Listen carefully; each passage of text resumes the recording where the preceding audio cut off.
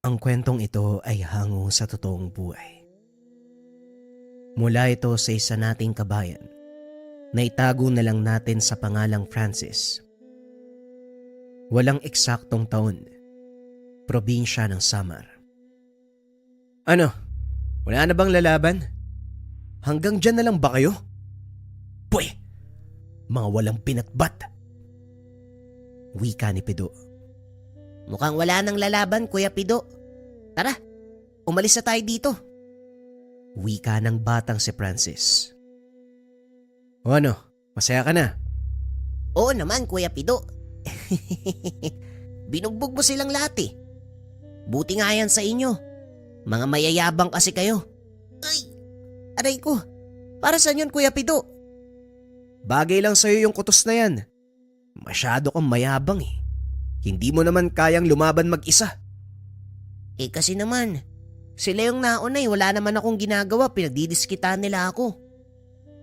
Bawas-bawasan mo kasi yung kayabangan mo. Hindi sa lahat ng oras nandito ko para ipagtanggol ka, Francis. Pasensya na po, Kuya. Hindi na mauulit. Lagi ka namang ganyan eh. Halika na nga, umuwi na tayo. Nang mga panong ito, magkasamang namumuhay ang magpinsang Pido at Francis. Parehong naulila sa mga magulang nang tamaan ng bagyo ang kanilang bayan. Halos maubos na ang bahay sa lugar dahil sa baha. Maswerteng nakaligtas ang dalawa dahil ng mga oras na binabayo ng malakas na hangin at ulan ng kanilang bayan. Nasa kabundukan ang mga ito. Sinikap ni Pido na buhayin ang nakababatang si Francis dahil ni isang kamag-anak ay walang tumanggap dito. 20 anyos pa lang si Pido ng mga panahong iyon, ngunit hinug na ang isipan. Natutong makipagsabayan sa magulong buhay at sa murang edad, namulat sa malupit na mundo. Bilang nakakatanda ay ginabayan nito at pinangalagaan si Francis gamit ang mga nalalaman sa lihim na karunungan. Tama kayo nang narinig. Bago pa mamatay ang ama, tinuruan niya ito ng mga kaalaman sa dasal sa paglalayong mapangalagaan ng binata ang sarili. Nang tumagal, natutong paglinangin ni Pido ang mga kaalaman at nagamit. Kaso nga lang dahil walang gumagabay, hindi maiwasang maligaw ng landas. Napunta ito sa isang lugar kung saan lakas ang batayan upang irespeto. Ito rin ang batayan para kilalanin ng kapwa. Dito nahasa ng husto ang kaalaman ng binata. Kaso nga lang kasabay nito, nakilala siya bilang sanggano sa kanilang lugar. Kahit saan mapunta, may mga taong naghahangad na pabagsakin siya. Ngunit dahil na rin sa taglay na kaalaman ng binata, nagagawa niyang makaligtas. Ito rin ang dahilan kung bakit ilag sa kanya ang mga taong nakakakilala ang bansag sa kanya, kamaon ng demonyo. Dahil ang bawat masuntok ni Pido, kung hindi na ospital, binabawian ng buhay. Ilang beses na ring nakulong ang binata, kaso nga lang mabilis na nakakalaya dahil wala namang nagsasampa ng reklamo o hindi kaya naman kilalang masamang tao ang napapabagsak. Ito ang naging buhay ni Pido hanggang sa makasama si Francis. Sinikap ng binata na maging mabuting ehemplo sa pinsan dahil ayaw niyang tularan ng nakababatang pinsan ang pinagdaanan. Kuya, anong pakiramdam na kinakatakutan ka ng iba? Ano? Bakit mo naitanong? Wala naman. Kasi parang ang angas tignan eh. Lalakad ka tapos umiiwas sa'yo yung mga tao. Sasabihin ko sa iyo ang totoo, Francis. Hindi magandang kinakatakutan ka ng mga tao. Mawawalan ka ng kaibigan. Kaya ikaw, wag mo kong tutularan. Mas magandang kinakatakutan ka dahil sa respeto, kumpara sa kinakatakutan ka dahil sa mga ginawa mo. Ha? Ano daw? Ang gulo ah. Pero malinaw naman sa akin na huwag kang tularan. Kaso parang ang hirap gawin eh. Anong mahirap gawin? Simple lang yun. Umiwas ka ng gulo. Habang nag-uusap ang dalawa, nakita ni Pido ang mga kalalakihang papalapit.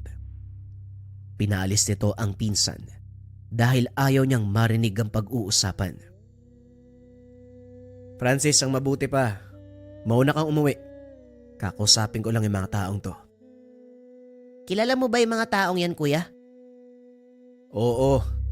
At alam kong wala silang gagawing mabuti. Kaya mauna ka nang umuwi. Baka mamaya mapahama ka dyan. Dito lang ako. Huwag nang matigas ang ulo. Sige na, umuwi ka na. Sige na nga. Una na ako, kuya. Mag-iingat ka, ha? Naglakad na ito palayo. Kaso nga lang imbis na umuwi, nagtago ito sa likuran ng poste. Malapit lang ito doon sa lugar kaya narinig niya ang pinag-uusapan nila. Kumusta, Pido? Ang hirap mong hanapin, ah. Dito ka lang pala makikita. Ano? Napag-isipan mo na ba yung alok ni boss? Oo, Matyas, sa pag-isipan ko na. Pasensya na ka mo, ha. Hindi ko matatanggap yung inaalok niyang trabaho. Matagal na akong huminto sa ganong uri ng buhay. Alam mong imposible ang sinasabi mo, Pido. Hindi ka na makakakalas. Ako pa rin na magpapasya, Matyas. Ngayon, subukan niyo akong guluhin. Tignan natin kung hindi maghalo ang balat sa tinalupan. Masyado ka namang mainit, Pido. Kalma lang. Bakit ba ayaw mong tanggapin yung trabaho? Kikita ka naman. Mas gusto mo pang magtiyaga sa ganitong uri ng trabaho.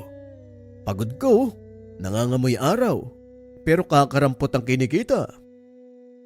Mas gugustuhin ko ang ganito kaysa kumita ng pera sa hindi mabuting paraan. Hindi ko sasabihin kay boss na tinanggihan mo na naman yung alok niya. Pag-isipan mo pa din.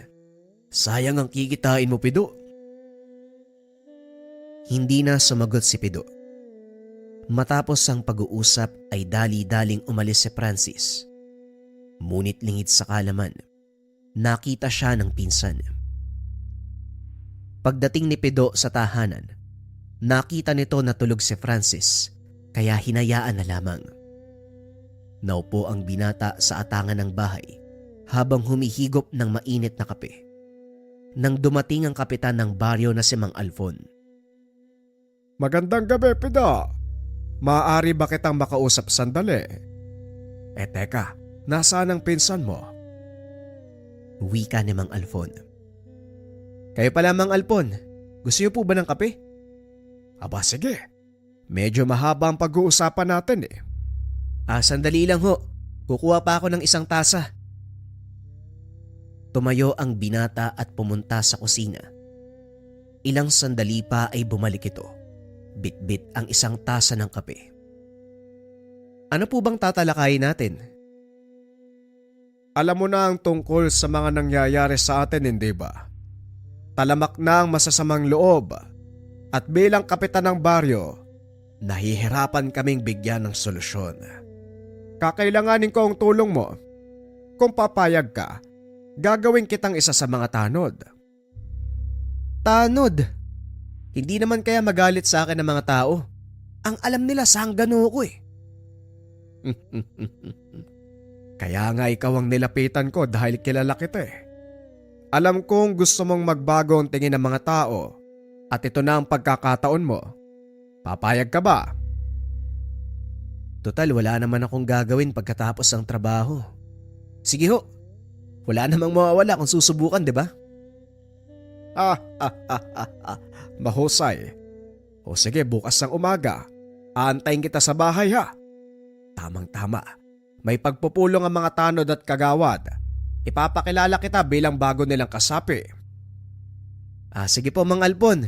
Kita na lang po tayo bukas. Laking tuwa ni Mang Alfon dahil hindi na siya nahirapan sa pagkumbinse kay Pido. Kinabukasan maagang pumunta ang binata sa tahanan ng kapitan. Nagtinginan ang iba pang mga tanod at kagawad. Ang ilan ay nagbulungan pa habang nakatingin kay Pido. Pasimple namang naupo sa sulok ang binata. Hindi lang nito pinansin ang ginagawa ng mga tao sa paligid. Maya-maya ay lumabas si Mang Alpon. Sinimulan ang pagpupulong.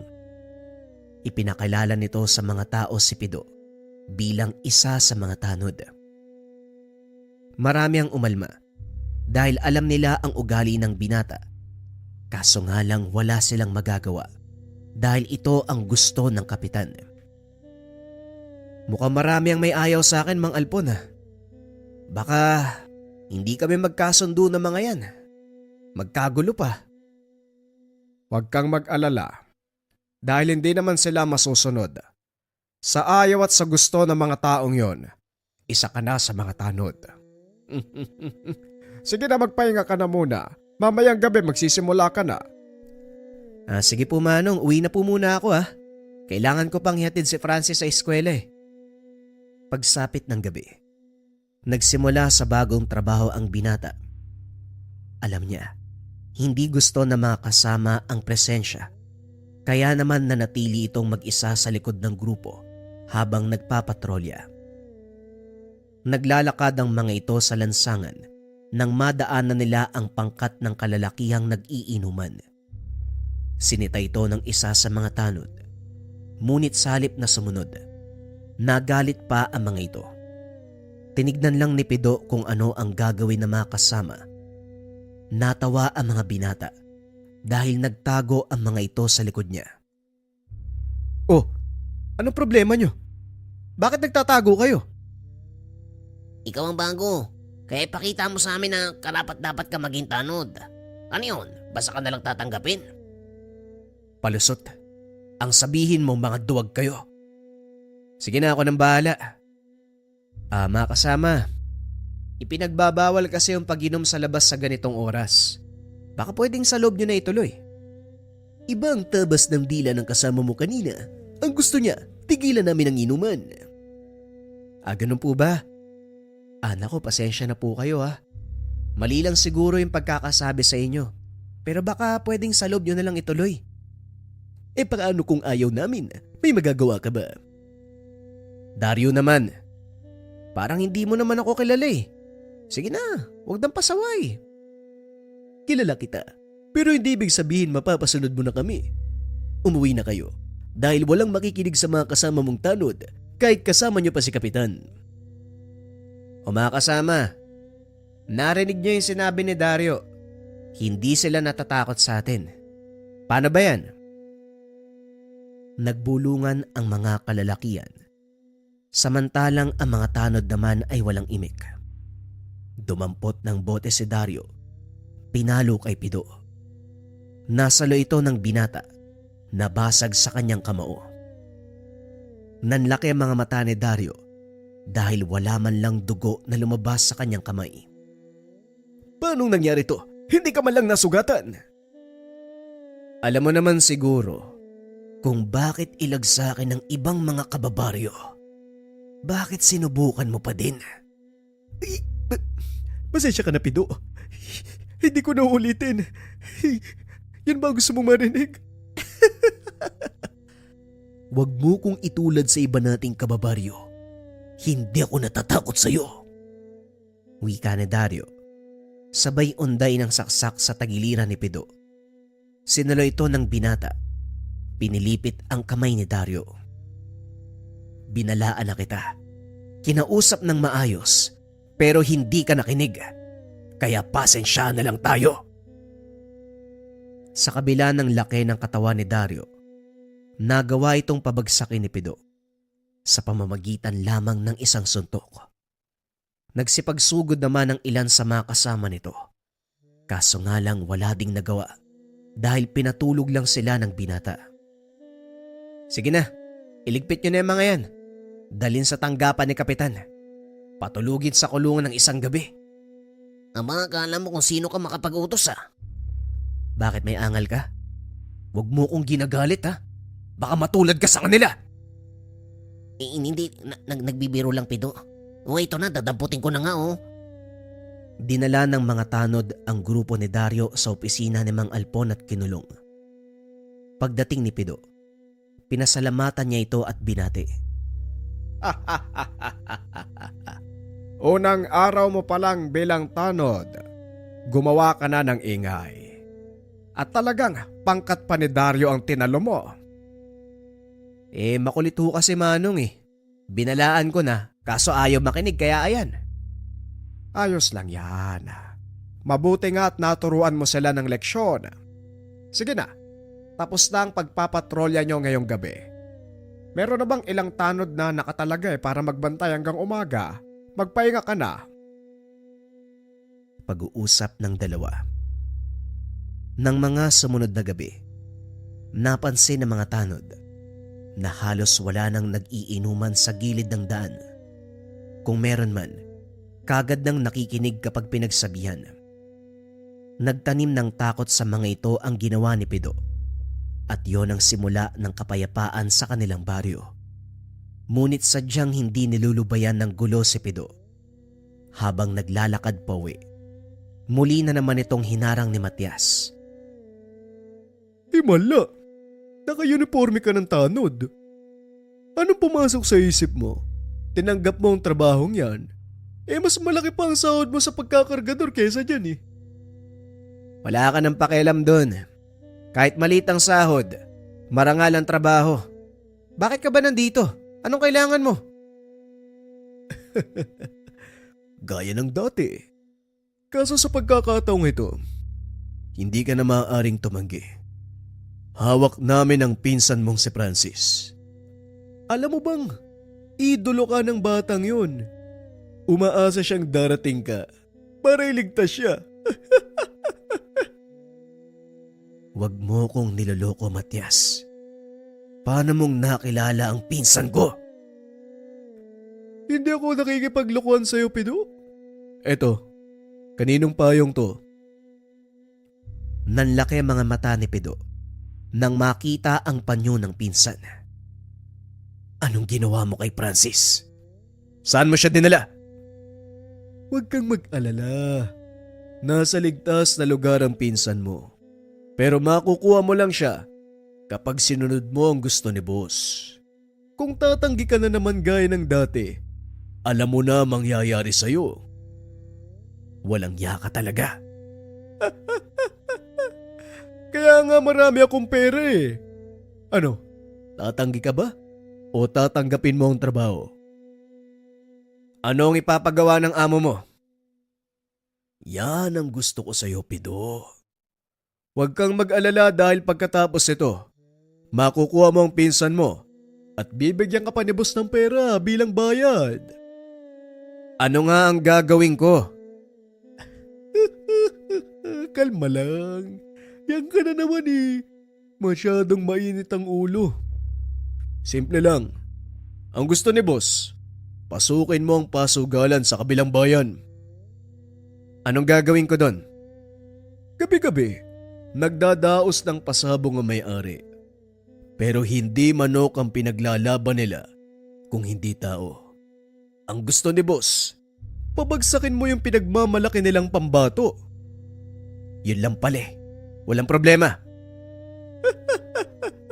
Hindi lang yun Siguraduhin mong patay ang taong yun. Nang sa ganun, hindi na makapagyabang ang may-ari ng pasugalan. Masyado nang malaki ang natalo ni boss sa lugar na yon. At gusto mong lumaban ako para makabawi siya, ganun ba? Oo, ganun nga. Maliit na bagay kung tutusin, di ba? Huwag kang mag-alala.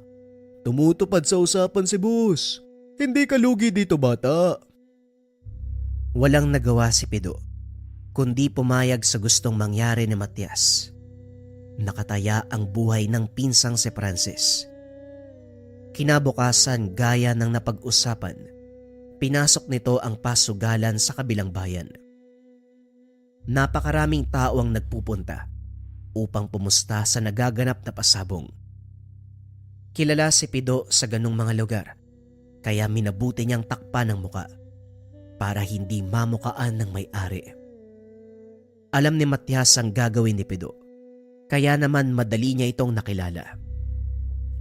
Walang kahirap-hirap na nakisali ang binata at habang hinihintay ang pagkakataon, pinanood nito kung paanong lumaban ang tinuturing na kampyon ng lugar.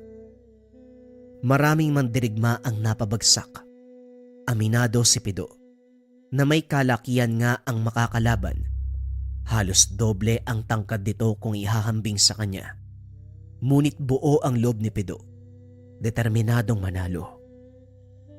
Pagpasok pa lang sa ring, nagsigawan na ang mga tao, pabor sa kanilang kampyon. Pinagtawanan pa si Pido dahil nakatakip ang muka. Tumingala ang binata at nakita si Matias, kasama ang amo nito at ang pinsan. Sumenya si Matias na ipanalo ang laban at patayin ang katunggali. Tumango si Pido bilang pagsang-ayon. Dinig ng binata ang sigawan ng mga tao. Wala ni isa ang pumusta sa kanya na siyang pinakamalaking pagkakamali. Dahil kung sakaling mananalo ang binata, paborito sa amo ni Matias. Natapos na ang pustahan. Ibinigay na ang hudyat na magsimula ang laban. Walang pagdadalawang isip na sumugod ang kalaban. Kaso nga lang mabilis na nakaiwas si Pido. Sunod-sunod na suntok at sipa ang binigay nito. Kaso nga lang lahat ng yon ay walang tumama. Ito ang katangiang taglay ni Pido. Kakaibang bilis at malapalos na katawan.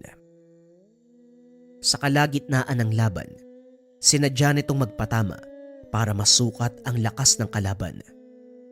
Nang mapagtantong kaya ang bawat atake, sunod-sunod na suntok sa katawan ang ibinigay ni Pido sa kalaban. Halos hindi makakilos ang katunggali dahil sa tindi ng parusang ibinigay ng binata.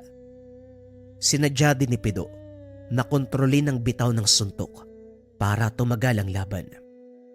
Ramdam niya ang panghihina ng kalaban dahil sa bawat pagbitaw ng suntok, pahina ng pahina ang bawat atake. Nakita ni Pido, unti-unti nang nangihina ang kalaban, kaya nagpa siya ito na tapusin na ang laro. Tumakbo ang binata papunta sa likod ng katunggali. Hinawakan sa ulo, hinampas sa sahig. Nabalot ng katahimikan ng paligid nang makita ang nangyari sa kanilang kampyon. Hinayaan ni Pido na makatayo ang kalaban bago matake. Isang malakas sa suntok sa dibdib ang naging dahilan ng pagbagsak nito. Dito na binawian ng buhay ang kalaban. Bumulwak ang dugo sa bunganga at ilong ng kalaban at nang pulsuhan nito ng nangangasiwa, idineklara na patay na ang lalaki. Tinignan ni Pido si Matias. Nakangiti ito habang tinatapik sa balikat ang pinsan. Matapos ang laban, pumunta ang binata sa likod ng pasugalan upang makipag-usap kay Matias. Kaso nga lang laking pagtataka ng binata dahil wala si Francis. Magaling, Pido! Hindi mo binigo si boss. Etong pabuya. Wika ni Matias, sabay bato ng sobrang naglalaman ng pera. Nasaan si Francis? May usapan tayo, Matias. Ilabas mo ang pinsan ko. Hindi pa tapos, Pido. Ang sabi ko, kapag natapos mo na ang ipapagawa ni boss, doon pa lang namin papakawalan ng pinsan mo. Sinunod ko ang gusto nyo. Ngayon tumupad ka sa pinagkasunduan. Kung hindi, sasamain ka. Wala ka sa lugar para takutin ako, bata. Pero huwag kang mag-alala. Darating tayo dyan. Sa ngayon, kalma lang. Sige na. Magantay ka sa susunod naming ipapagawa. Lingid sa kalaman nito. Labis na ang galit ng binata at ang pinakamalaking pagkakamali nang tumalikod siya. Dali-daling tumakbo si Pido papunta sa kinakatayuan ni Matias. Sinuntok sa batok. Bumagsak si Matias. Sa isang suntok lamang ay natapos ang buhay nito. Biglang lumabas ng sasakyan ang isang lalaki na may hawak sa pinsan. May nakatutok na baril sa ulo nito. Kitang-kita ng binata ang takot sa mata ni Francis. Kuya Pido, tulungan mo ko. Ayoko pang mamatay. Huwag ka mag-alala, Francis. Hindi ka mamamatay. Ililigtas kita. Ililigtas. Tignan natin kung mas mabilis ka kumpara sa bala. Wika ng lalaki. Laking gulat nito. Nawala sa paningin si Pido. Hinanap nila sa lugar kaso hindi makita. Laking gulat ng mga ito nang biglang lumitaw si Pido sa tabi ng lalaki na may hawak kay Francis. Nagkamali ka ng binangga, Manuel. Ngayon pagsisisihan mo ang ginawa mo sa pinsan ko. Biglang hinawakan ni Pido ang baril na nakatutok sa ulo ni Francis. Sa sobrang lakas ng pagkakahatak, nabali ang kanang braso ni Manuel. Dali-daling niyakap ni Pido ang pinsan at sa pagkakataong iyon ay pinaulanan sila ng bala. Ramdam ni Francis ang pagtama ng mga ito sa katawan ni Pido. Kaya naiyak na lang ang binata. Alam niyang hindi kakayanin ng katawan ng pinsan ang bala ng baril. Oo, at may kakaiba itong lakas. Ngunit wala itong panama sa bala. Nang humupa ang putukan, isa-isang nagpulasan ang mga tauhan ni Manuel. Maging siya ay nadamay sa ginawa ng mga ito. Nakaandusay si Manuel sa tabi ni Pido na noon ay pilit na hinahabol ang hininga.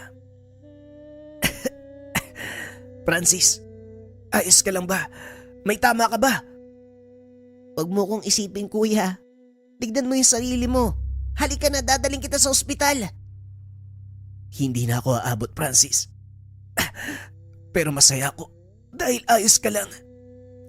Kaya mo yan, kuya. Lumaban ka, abot tayo. Maraming salamat, Francis. Pero malala ang tama ko. Makinig kang mabuti, hindi na ako magtatagal.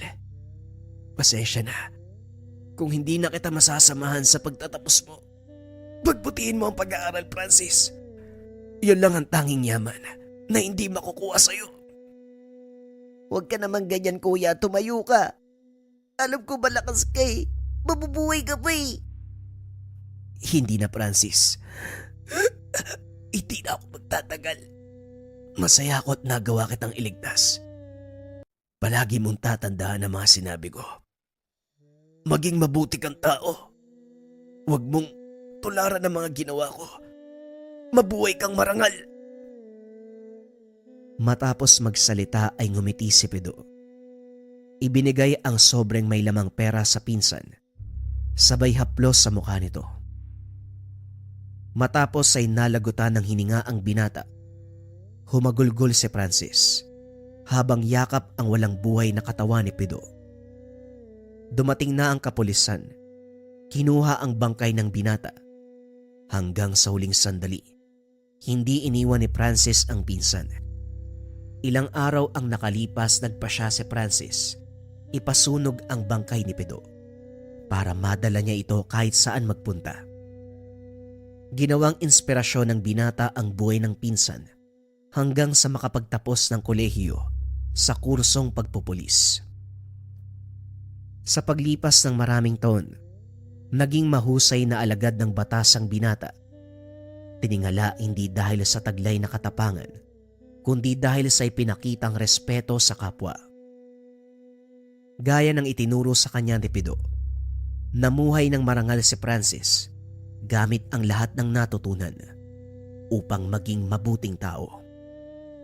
Sa kasalukuyan, retiradong pulis, may sariling pamilya itong si Francis.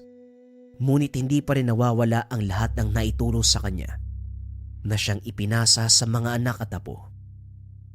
Napatunayan ni Francis na hindi lahat ng masamang tao wala nang natitirang kabutihan sa puso. Patunay dito si Pido na kahit ang pinakamasamang nilalang may kakayahan na gumawa ng kabutihan kahit pa nagtataglay ng kamao ng demonyo. Ang kwentong ito ay hango sa totoong buhay. Mula ito sa isa nating kabayan na itago na lang natin sa pangalang Miko. Taong 1975. Sitio Magbalyo, probinsya ng Iloilo. Ayon sa ilang mga kwento, Bago pa man tayo sakupin na mga dayuhan, ang mga aswang matagal nang naninirahan sa lupain ng ating bansa. Sa katunayan, kabilang sila sa mga unang nananahan dito, partikular sa kapuluang sakop ng Visayas. May ilang napadpad sa Mindanao, ngunit maliit na porsyento lang ito sa kabuuan ng dami nila. Maraming kwento na rin ang lumaganap. Malaki ang kontribusyon ng mga aswang sa ating kasaysayan, lalo na sa pakikipaglaban sa mga dayuhan. May ilan pang taong nagsasabi na isa sa mga kilala nating bayani ay mula sa lahi ng mga aswang. Hanggang sa sumapit ang modernong panahon ng pananakop, may mga taong nagsabi na ang mga aswang din ang naging susi sa tuluyang paglupig ng mga dayuhang Hapon na pilit na sumasakop sa ating bansa. Ngunit habang dumadaan ang mga taon, nagbabago ang mundo at nagiging moderno ang lahat. Unti-unti nang naglaho sa paningin at kaalaman ng tao ang mga nilalang na ito. Karamihan sa atin ay hindi na naniniwala, ngunit may ilang nakakaalam na totoo sila. At ito ang napatunayan ng tagapagpadala ng kwento.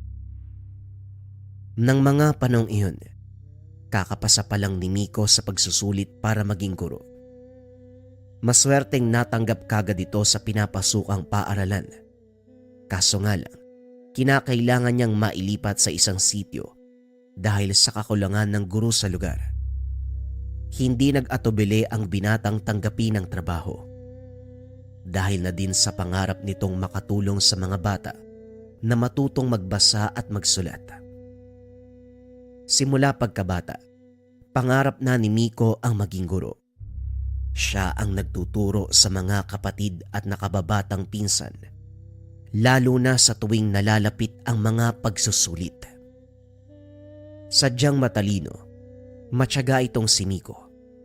Kaya naman nagawang magtapos ng kolehiyo nang may pinakamataas na karangalan.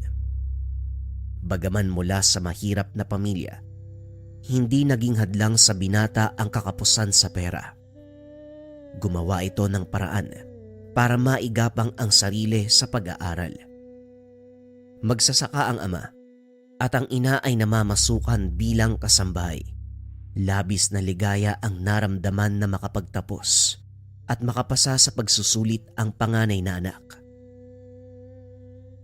Malaki ang pasasalamat ko sa Diyos dahil nagawa mong makatapos ang pag-aaral. Pasensya ka na, Miko, ha, dahil mahirap lang ang tatay mo. Wala kaming masyadong naitulong. Wika ni Mang Tasyo. Si tatay naman hindi nyo kailangang humingi ng tawad. Hindi ako makakarating sa antas na to kung hindi dahil sa inyo ni nanay. Kaya kung ano man ang tagumpay na nakamtan ko ngayon, para po sa inyo yun at dahil sa inyo.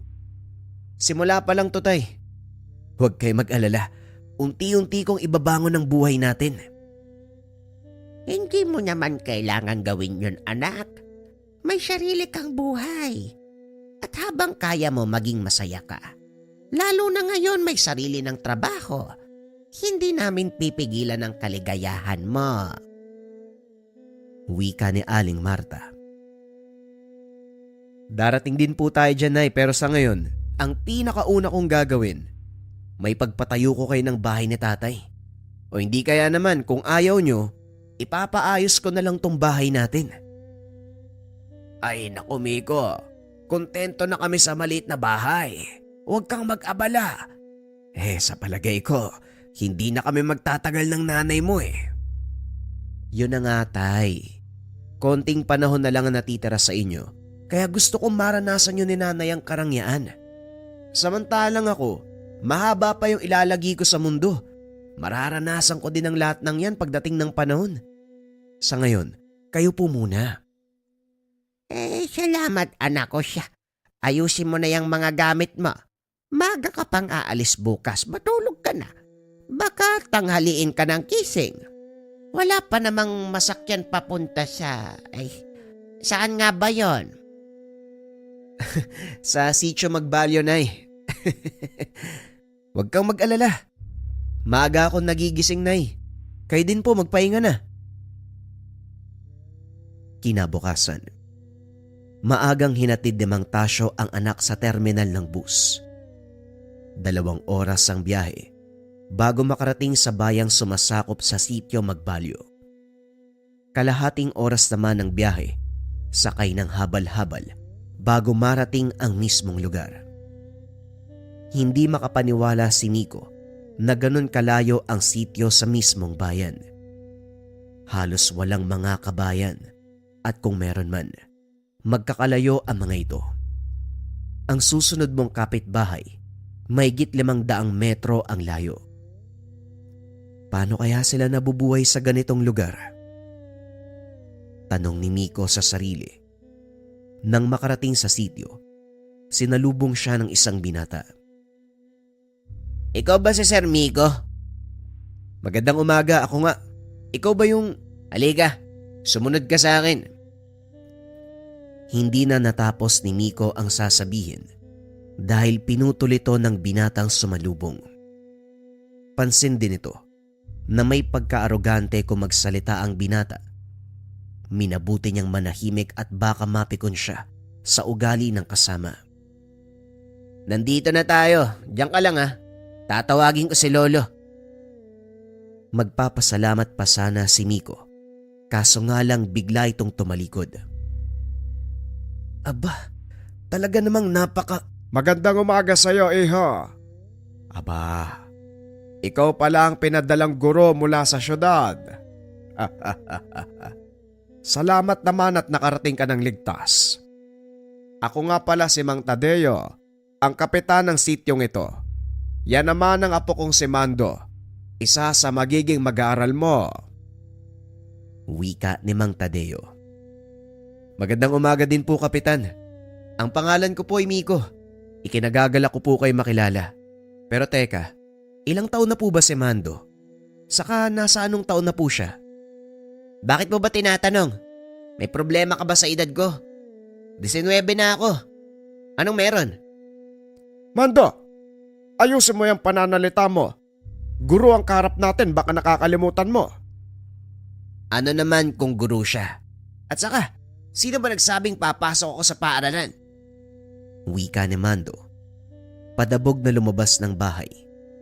Napailing na lang si Mang Tadeo sa inasal nito. Pagpasensyahan mo na ang apo ko ha. Maagang namatay ang kanyang mga magulang at nasaksihan niya mismo kung paanong nalagutan ng hininga ang mga ito. Kaya ganyan ang ugali eh. Ganun po ba? Ayos lang po yun, naiintindihan ko. Kaya din po ba siya huminto sa pag-aaral? Oo, pero may iba pang dahilan. Saka na natin pag-usapan ng tungkol dyan. Halika, ihahatid kita sa tutuluyan mo. Malapit lang yun dito at sa paaralan, kaya hindi ka na mahihirapan. Binuhat ni Miko ang mga dalang gamit. Sinunda ng matanda. Hindi maiwasan ng binatang magtaka. Dahil kung titignan, halos hindi na makahakbang si Mang Tadeo. Ngunit naninilbihan pa rin ito bilang kapitan. Ilang taon na po ba kayong kapitan sa sityong ito, Manong? Hindi ko na matandaan. Simula nang magsarili ang sityong ito, ako na ang namuno. Siguro mahigit 20 taon na ang nakakaraan. Wala pong pumalit sa inyo? O nagtangkang agawin yung pagiging kapitan? Hindi kagaya sa ibang baryo ang lugar na ito, Miko. Walang eleksyon dito. Kung sino ang naitalaga, siya nang mamumuno. Hanggang sa hindi na kaya ng katawan, malakas pa naman ako at isa pa. Wala ding gustong sumalo ng responsibilidad ko sa sityo. Kaya ito kahit matanda na, patuloy pa rin sa paglilingkod. Napangiti na lang si Nico. Hindi nito inakala na may lugar pa sa bansa na hindi nagdadaos ng eleksyon. Bagay na nakakapagtaka. Nanatiling makaluma ang pamamaraan ng pamumuno sa lugar. Nang maayos ni Nico ang mga gamit sa tutuluyang bahay, lumabas na ito ng silid. Laking gulat ng binata dahil naroon na naman si Mando. Tinamaan ng... Nakakagulat ka naman, ano bang ginagawa mo dito? Pinapasundo ka ni Lolo. Doon ka daw mananghalian sa bahay. Tugon ng binata sabay labas ng tahanan. Pansin ni Miko ang kalungkutan sa mata nito. Kaso nga lang walang magagawa dahil kakarating pa lang niya sa lugar. Napakailap sa kanya ni Mando. Pagdating sa tahanan ni Mang Tadeo, nakahanda na ang mesa. Tinolang native na manok ang ulam at adobo. Mula sa kung anong karne ng hayop. Napakabango. Kaya yon ang unang tinikman ni Miko. Hindi na nag-abalang magtanong kung saan galing at anong uri ng karne. Masarap ba? Si Mandong nakahuli niyan. Sige lang, kumain ka lang, marami pa doon, oh. Opo, masarap nga. Pero teka, humuli? Ano po bang karne to? Karne ng bayawak ang isang yan. Inadobo sa gata. Masarap hindi ba? Biglang binitawan ni Miko ang hawak na kaperasong laman. Pilit nilunok ang nasa bibig sabay inom ng tubig. Bakit, Sir Miko? May problema ba? Wala naman po. Ang totoo niyan, unang beses ko palang kumain ng ganito eh. Hindi naman masama ang lasa. Yun nga lang, biglang lumamig yung sikmura ko nang malamang bayawak pala to eh. Huwag kang mag-alala. Alam kong magiging ganyan ang reaksyon mo. Hindi bayawak ang isang yan kung hindi labo yung manok. Hindi rin kami kumakain ng mga hayop na may kaliskis. Gaya ng ahas, kahit pagong at bayawak. Sige na, kumain ka na. Nagbibiro lang ako. Tinignan ni Miko si Mando. Nakayuko lang ito. Pero yumuyugyog ang balikat sa kakatawa. Napangiti na lang si Miko. Alam niya kung paanong paaamuin si Mando. Pagsapit ng hapon nagpa siya ang binata na pumunta sa paaralan. Dahil baguhan sa lugar, nakiusap kay Mando na samahan siya. Ha? Bakit ako? Marami namang iba dyan ah. O hindi kaya si Lolo na lang? Wala naman akong kakilala dito eh. Saka yung lolo mo abala sa pagpapakain ng mga manok. Sige na, samahan mo na ako. Tapos pagkagaling sa paaralan, turuan mo ko kung paano mangaso. Talaga sigurado ka? Gusto mong matuto na manghuli ng mga hayop? Aba oo naman. Bakit sa lagay eh? Kailang ba ang matututo? Dito na ako titira. Kaya kailangang aralin ko rin ang magiging buhay ko rito. O sige, pero sa isang kondisyon. Kondisyon? Ano yun? Tuturuan mo ako ng mga aralin ha? Kaya nga ako naging guro eh. Dahil yon ang trabaho ko. O siya, payag na ako, halika na. Samahan mo muna ako sa paaralan. Ito ang naging simula ng pagiging malapit ni Miko kay Mando. Halos araw-araw magkasama ang mga ito. Tuwing Sabado at Linggo, nangangaso ang dalawa o hindi kaya naman nangingisda sa ilog. Ilang buwan ang nakalipas. Nasanay na si Miko sa ganung uri ng pamumuhay hanggang sa pinuntahan niya ang isa sa mga estudyante dahil hindi na ito pumapasok. Mando, mamayang uwian. Samahan mo ako sa bahay nila Isko ah. Ilang araw na siyang hindi pumapasok. Nag-aalala ako eh. Baka hindi siya makapasa sa pagsusulit natin. Si Isko? Naku sir, malayo ang bahay nun dito. Sa kausap-usapan, komunidad ng mga aswang ang kinaroroonan nila. Kaya ilag kaming pumasok sa lugar na yun eh. Aswang? Hindi totoo ang mga yon. Kwento lang yan na mamatatanda. Kung ayaw mong sumama, ituro mo na lang sa akin kung saan yung bahay niya. Delikado nga dun sir. Bakit ba ayaw mong maniwala? Kung gusto mo, tanungin mo si Lolo. Ang hirap sa'yo, nagsasabi na ako ng totoo. Ayaw mo pang paniwalaan eh. Hindi naman kasi talaga kapanipaniwala mga sinasabi mo, lalo na tungkol sa mga aswang. Wika ni Miko. Lingid sa kalaman ng mga ito ay dumating si Mang Tadeo. Mga aswang, tama bang narinig ko? Pinag-uusapan niyo ang tungkol sa mga aswang. Magandang hapon po, Kapitan. Opo. Ang sabi kasi ni Mando, yung kaklase niyang si Isko, nakatira daw sa baryo ng mga aswang. Alam naman natin na walang ganun, hindi ba? Hindi nagsisinungaling si Mando, Sir Miko. Totoo ang mga aswang. Kayo talaga, Manong, oh. Mapagbiro. Paano magiging totoo ang mga kwento? Para sa henerasyon mo at sa mga taong nabubuhay sa modernong mundo, kathang isip sila. Gawa-gawa ng mga nakakatanda upang ipanakot sa mga bata. Pero ako mismo ang magpapatunay sa iyo na totoo sila. Kung ayaw mong maniwala, sige. Sasamahan kita sa lugar na yan. Si Kapitan naman puro biro eh. Importante ho kasi na makausap ko yung magulang ni Isko tungkol sa pag-aaral niya. Hindi ako nagbibiro, Sir Miko. Bukas na bukas. Sasamahan kita sa dulo ng sitio Magbalyo. Yon ang pinakaliblib na bahagi ng lugar na ito. Wala masyadong nagpupunta dahil na din sa panganib na dala ng mga naninirahan doon. Sa mga sinabi ng matanda, napagtanto ni Miko na hindi nga nagbibiro. Gayunpaman para sa kanya, napakahirap paniwalaan ang mga bagay-bagay, lalo na kung tungkol sa mga aswang. Kinabukasan araw ng Sabado walang pasok. Maagang naganda ang binata upang pumunta sa dulo ng sitio. Medyo malayo na nga ito sa kabisera at halos tuktok na ng kabundukan. Hinihingal si Miko dahil bukod sa matarik ang daanan, manipis din ang hangin sa lugar. Ano sir? Kaya mo pa? Kaya pa, Mando. Pero naisip ko lang, ang layo ng nilalakad ni Isko araw-araw para lang makapasok. Hindi na bago para sa kanila ang ganitong uri ng daan.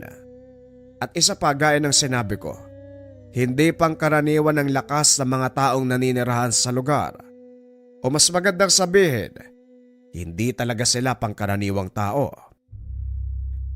Sa palagay ko, alam ko na ang dahilan kung bakit madalas siyang lumiban sa klase. Ano sir? Tutuloy pa ba tayo? Aba syempre naman, gusto ko makita yung mga sinasabi niyo eh. Minsan ang kuryosidad ng pusa Ang pumapatay sa kanya. Pero kung talagang gusto mo, sige. Pupuntahan natin ang lugar na yon. Basta sundin mo ang lahat ng sasabihin ko. Maliwanag, Kapitan. Halina po kayo. Baka abutan pa tayo ng paglubog ng araw. Hindi tayo makabalik kagad sa sitio. Halos nangangalahati pa lang sila sa lalakarin. Ngunit ramdam na ni Miko ang hirap na tinatahak na daan. Maya-maya pa, nakarating sila sa isang patag na bahagi ng gubat.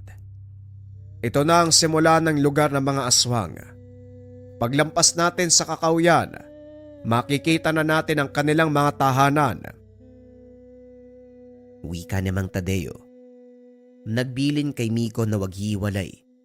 Merong binigay na pangontra ang matanda para hindi tabla ng udom ang binata. Sa mga hindi nakakalam, ang udom ay uri ng tigalpo na ginagamit ng mga aswang sa kanilang biktima. At sa oras na matamaan ka nito, hindi ka makakakilos at malayang magagawa ng aswang ang anumang naisin. Gumagana ang udom sa pamamagitan ng pag-ihip sa hangin o hindi kaya naman pagbulong sa tenga ng kanilang biktima. Kung wala kang pangontra laban dito, siguradong ikaw ang susunod nilang ihahain sa pagkainan. Isuot mo ang kwintas na ito. Pangontra yan laban sa mga aswang. Saan naman gawa to, Kapitan? At saka paano kayo nagkaroon ng ganitong agimat? Habak de baala ang tawag sa kwintas na yan. Mula sa pinagsama-samang sangkap na nanggaling sa kabundukan. Natural na pangontra sa anumang bate, tigalpo maging sa udom ng mga aswang. Sige po, Kapitan. Maraming salamat ha. Ilang minuto pa. Narating ng 3 ang bukana ng pamayanan. May ilang kataong naroon. At nang makita nila sila Mang Tadeo, kagad naglabasan ang iba pa. Anong ginagawa niyo sa lugar na ito? Lalo na ikaw, Mang Tadeo. Hindi ba may kasunduan tayo? Magandang araw sa iyo, Romulo. Ipagpauman ninyo ang biglaang pagdalaw. Pero hindi ko nakakalimutan ang kasunduan. Naparito kami para sa batang si Isko. Ang kasama ko ngayon ay ang kanyang guro. Pamangkin ko si Isko. Bakit? Anong kailangan niyo sa kanya? Ilang araw na po kasi siyang hindi pumapasok eh. Gusto ko lang po malaman kung nasa maayos siyang kalagayan. Kura, pasensya na. Pero hindi na papasok sa paaralan si Isko. Bakit naman po? Sayang ang talino ng... Narinig mo ang sinabi ko? Hindi na mag-aaral ang pamangkin ko. Wala ring silbi sa kanya ang pagpasok ng eskwela dahil hindi kami tanggap ng komunidad. Yan ang malaki mong pagkakamali. Wala namang nagbabawal sa inyo eh. O sa pamangkin mong makisalamuha sa ibang... Hindi ko na uulitin ang sinabi ko. Umalis na kayo. Kung hindi magkakaproblema tayo. Magkakaproblema? Bakit hindi mo iharap si Isko sa amin? Siya mismo magsabi na ayaw niyang mag-aral. Makikialam ka na naman, batanda. Sinabi ko na sa inyo, hindi makikiharap si Isko kaya umalis na kayo bago pa maubos ang pasensya ko. Magsasalita pa sana si Miko. Kaso nga lang bigla siyang inawat ni Mang Tadeo. Huwag ka nang makialam. Ang usaping ito ay sa pagitan na namin ni Romulo. Diyan ka lang. Huwag kang magsasalita kung ayaw mong kuyugin tayo ng mga yan. Nanlaki ang mga mata ni Miko nang makita ang napakaraming kababaihang nakapalibot sa kanila. Napalunok ng laway si Miko. Kalmado lang si Mando habang ang isang kamay ay nakahawak na sa itak. Ngayon sir, naniniwala ka na ba sa sinasabi ko? Totoo ang mga aswang. Mukha nga, Mando. Pero sa ngayon wag muna nating pag-usapan ng bagay na yan. Anong gagawin ng lolo mo? Susubukan niyang hamunin si Romulo para makausap si Isko. Kung mapapahamak lang din si Kapitan, hindi na siguro kailangan. Kapitan, wag na po nating ipilit. Kung ayaw nilang iharap si Isko, malis na lang po tayo. Hindi ka na maririnig ni Lolo. Sa ngayon, nakikipaglaban na siya sa isipan gamit ang kanyang mga dasal. Hindi mo ba alam na may mga anting-anting si Lolo at magaling siya sa mga Latin? Antingero ang tawag sa kanya na mga taga sa amin. Ganun ba? Kaya pala may mga pangontra siyang ibinigay sa akin. Pag-uusap ng dalawa. Patuloy na nagtitigan sina Romulo at Mang Tadeo. Alam ni Mando na naglalaban sa isip ang mga ito. Ngayon tignan mo kung sino ang unang babagsak. Babagsak? Anong ibig mong sabihin? Isa sa kanilang tutumba o mamamatay? Depende sa takbo ng pangyayari. Pero parang alam ko na kung sino ang unang susuko. Walang sino man ang nakakatalo kay Lolo. Ganun ba kahusay na albularyo si Kapitan? Hindi lang mahusay na albularyo si Lolo. Kinakatakutan siya ng mga aswang. Mamaya, malalaman mo kung bakit. Ilang sandali pa ang lumipas. Nakita ni Miko na lumuhod si Romulo at sumuka ng tugo. Ano na, Romulo? Ang lakas ng loob mong banggain ako. Gayong alam na alam mo ang kahihinatnan. Hindi ako nagpunta rito para makipag-away. Mapayapa akong humiling para kausapin ang pamangkin mong si Isko. Ikinalulungkot ka. Ngunit hindi nyo na makakausap at makikita si Isko dahil wala na siya. Kung ayaw nyo maniwala, sige pumasok kayo. Itutulak mo pa kami sa patibong nyo. Hindi ako pinanganak kahapon, Romulo. Hindi ako nagsisinungaling, tanda. Pinatay ng mga tao sa sitio ang pamangkin ko. Hindi ko alam kung ano ang ginawa ni Isko sa kanila para gawin yan. May punto ang taong yan, Kapitan. Mabait na bata si Isko. Kaya wala akong maisip na dahilan kung bakit siya papatayin. Pero gusto ko siyang makita. Wika ni Miko. Kaso nga lang nakita nito ang palihim ng ngiti sa labi ni Romulo. Napagtantong tama ang sinabi ni Mang Tadeo. Kung ganon, pumasok kayo. Walang pipigil sa inyo. Wika ni Romulo. Nilapitan ni Miko ang matanda at kinausap. Mukhang tama kayo, Kapitan. Ayoko magtiwala sa mga to. Alam ko, Sir Miko. Kilala ko sila. Traidor ang mga aswang na yan.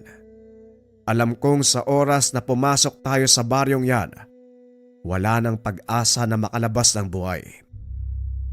Ano nang balak mo, Kapitan? Alam kong sa kalagayan natin, mukhang malabo na tayo makaalis dito. Magtiwala ka lang kay Lolo. Dahil hindi siya kakatakutan ng mga aswang ng walang dahilan.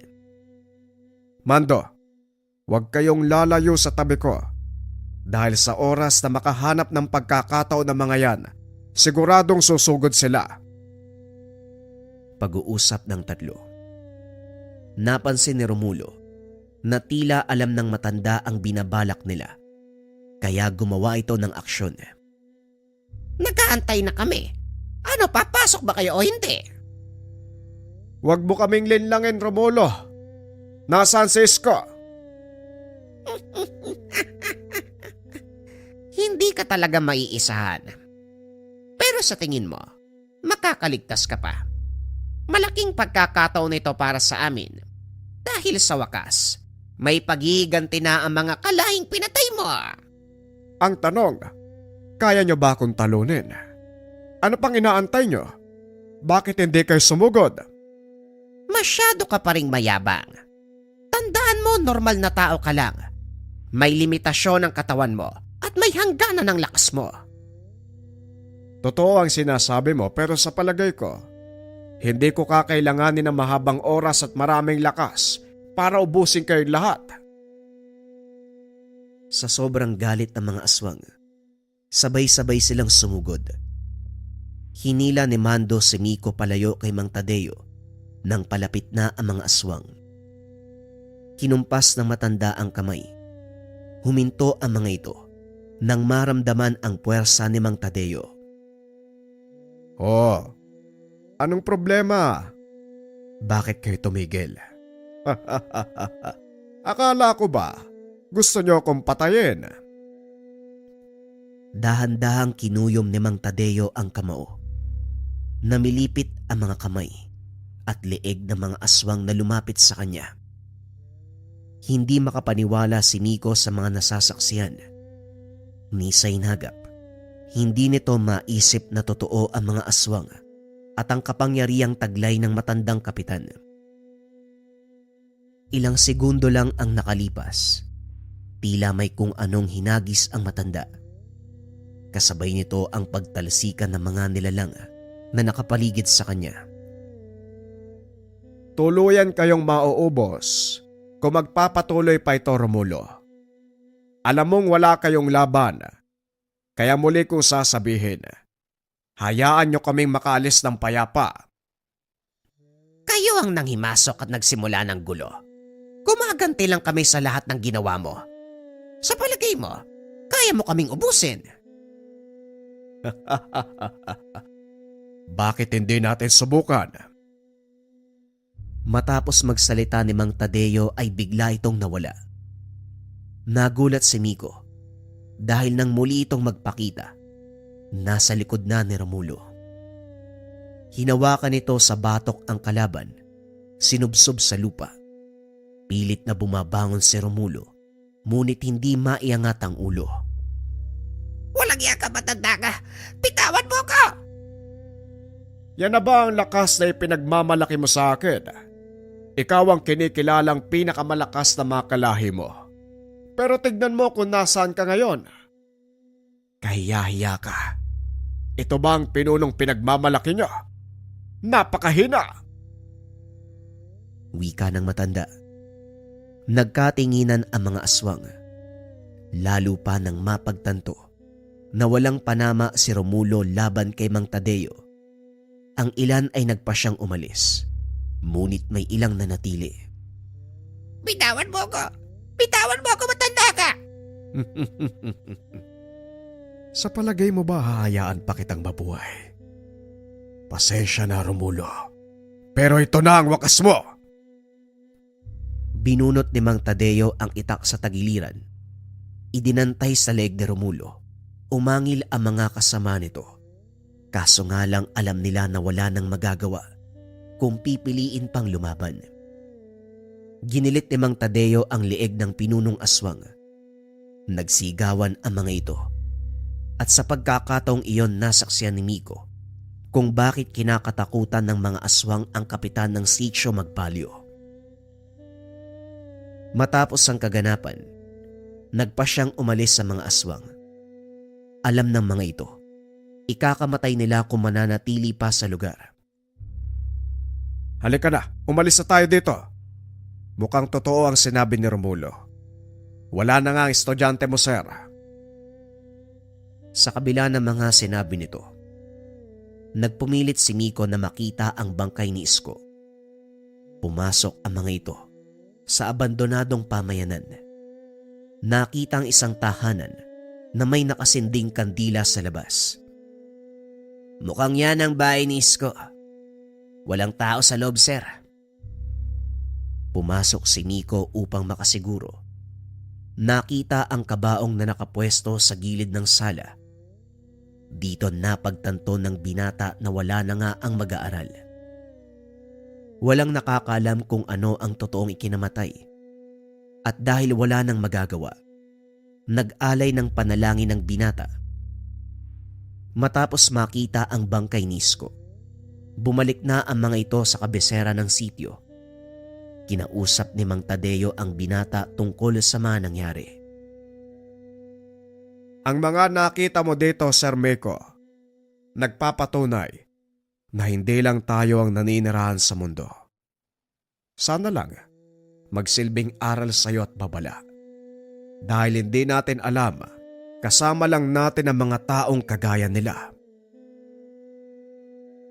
Tumagal pa ng ilang taon sa lugar si Miko bago ito muling lumipat ng paaralan. Bagaman wala na sa sitio Magbalyo, nanatili sa isip ni Miko ang mga nangyari. Kailanman, hindi niya makakalimutan ang karanasan nang minsan siyang mapadpad sa baryo ng mga aswang. Eto na. Wow! Incenso candle, new version natin mga kabayan, nakalagay sa can. Sobrang ganda ng itsura. Ayan, naka-laser engraved. We have 2 colors available. Ganun pa rin mga kabayan para sa ating incenso candle for cleansing. Meron tayong red version at syempre hindi mawawala yung ating yellow version. Same incenso candle yan mga kabayan. Pili na lang kayo ng color na gusto niyo. Yung iba kasi ayaw ng red, yung iba ayaw ng yellow. Yung mga sangkap, babanggitin ko lang yung pwede kong sabihin. Syempre yung insenso, hinaluan din to ng haplas, dahon ng laurel at iba pang mga sekretong sangkap. Ang bisa nito mga kabayan, i-cleanse ang buong tahanan, i-cleanse ang sarili, same time i-cleanse yung mga gamit ninyo kung meron kayong gamit sa Lika merchandise or kung meron kayong mga lucky charm. Tinataboy nito lahat ng negatibong energy mga kabayan para maganda yung pasok ng swerte at iwas sakit na bunga ng negatibong enerhiya. Sinisindihan lang to 3 to 15 minutes sa umaga at sa gabi. Kung 15 minutes mo sisindihan mga kabayan sa umaga at gabi, maaaring umabot to ng more than 1 week kasi nakalagay sa can. Kung interesado ka kabayan, isearch mo lang yung shop ng Lika Merchandise or pindutin yung yellow basket sa baba.